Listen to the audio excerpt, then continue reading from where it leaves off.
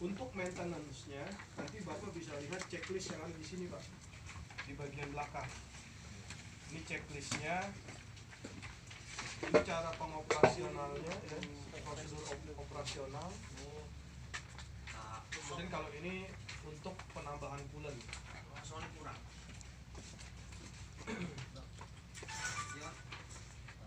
Nah, untuk engine-nya sendiri ya, engine itu terdiri dari 5 sistem. Ini juga Bapak bisa lihat di sini. Pertama ya, di halaman 2 di situ ya, engine system. Pertama ada sistem pemasukan udara. Nah, jadi engine ya, di dalamnya itu ada proses pembakaran. Nah, pembakaran itu membutuhkan 3 unsur. Ada udara atau oksigen, kemudian bahan bakar, dan juga panas. Nah, panas yang dihasilkan dari engine diesel itu melalui udara yang dimampatkan. Sedangkan kalau panas yang dihasilkan oleh engine bensin dan gas itu melalui percikan busi. Nah, jadi di sini nggak ada businya, tapi dia memanfaatkan udara yang dikompres. Udara ketika dikompres dia panas. Jadi udara, bahan bakar dan panas ketika dia bersatu dia akan membentuk proses pembakaran di situ Pak ya, kombustasi. Jadi kita perlu udara di sini. Nah, udara ya dari lingkungan sekitar itu masuk melalui air filter. Ya, ini adalah air filternya. Nah, air filter di sini ada 2 Pak ya. 1, 2, 3, 4 ya, 2 engine. Satu engine, 1 unit. 1 unit, 2 filter. Karena dia untuk mengcover pada sisi bagian kiri dan mengcover pada sisi bagian kanan. Nah, engine ketika dia running ini tidak boleh digunakan tanpa adanya filter, karena nanti yang masuk adalah udara kotor. Ya. Nah, filter ini ya nanti kondisi bersih atau kotornya Pak bisa dilihat dari ini Pak. Ini namanya dust indikator. Ya. Nah, di dust indikator ini ada kaca Pak yang ini Pak. Ini ada kaca ya, kelihatan glass. Kalau kaca ini ada indikasi warna merah, nah berarti filternya buntu, mampet ya. Nah, itu bisa Bapak bersihkan dari dalam keluar, karena dia menyaringnya dari luar ke dalam gitu ya.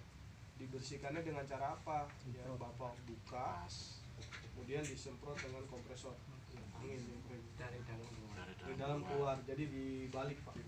Ya. Nanti kalau dia mampet, nah dia ada indikator merah. Efeknya ke engine ya nanti Pak? Ya, efeknya ke engine. Engine nanti bisa low power atau nanti bagian turbochargernya itu glowing ya. Bagian ininya Pak, ini glowing merah membara ya. Atau nanti bagian knalpotnya bisa glowing juga. Nah, ini ya, ini termasuk yang harus Bapak cek ya secara visual. Jadi udara masuk ke filter masuk. Ini namanya saluran intake manifold atau saluran masuknya udara. Baru setelah itu udara dihisap oleh turbocharger. Ini Pak, turbocharger. Jadi turbocharger ada 2 bagian.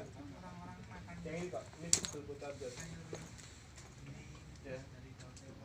Nah, turbocharger ada 2 bagian. Ada bagian sisi hisap, ada bagian sisi buang. Karena dia disatukan oleh satu poros ya, satu sak. Ya. Nah, kenapa turbocharger ini bisa menghisap? Karena ketika terjadi proses pembakaran di dalam engine, sisa gas buangnya itu Pak dikeluarkan lewat sini. Nah, udara yang panas dan bertekanan akan mendorong sisi turbocharger pada bagian turbin ini namanya Pak. Nah, ketika bagian turbin ini memutar, bagian kompresi juga akan memutar karena dia satu poros. Tetapi bedanya Kalau turbin dia memutar, dia membuang udara, sedangkan bagian kompresi ketika dia berputar dia menghisap udara. Sehingga udara yang masuk ke dalam engine itu lebih banyak karena dihisap. Ya. Ini yang hisap ini masuk ke engine. Ya, Yang ini yang ini keluar ke knalpot. Knalpot. Turbo charger.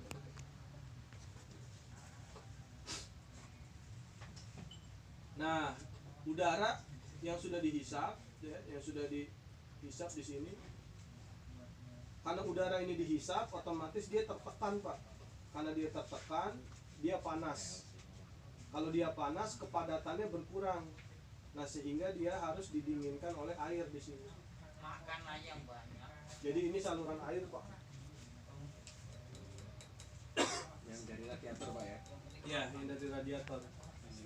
Ini saluran air. Kalau ini saluran oli. Nah, air ini digunakan untuk mendinginkan udara. Nah, ini namanya aftercooler. 1, 2, 3, 4, 5, 6, 7, 8. Jadi satu unit ada 4 aftercooler.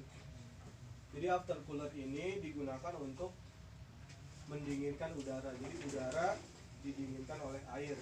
Supaya apa? Supaya kepadatannya menjadi lebih tinggi. Ya. Kalau lebih tinggi berarti kandungan oksigennya lebih banyak. Kalau kandungan oksigen lebih banyak berarti nanti di proses pembakarannya lebih besar, lebih maksimal, sehingga tenaga yang dihasilkan juga lebih besar. Itu, Pak. Ya.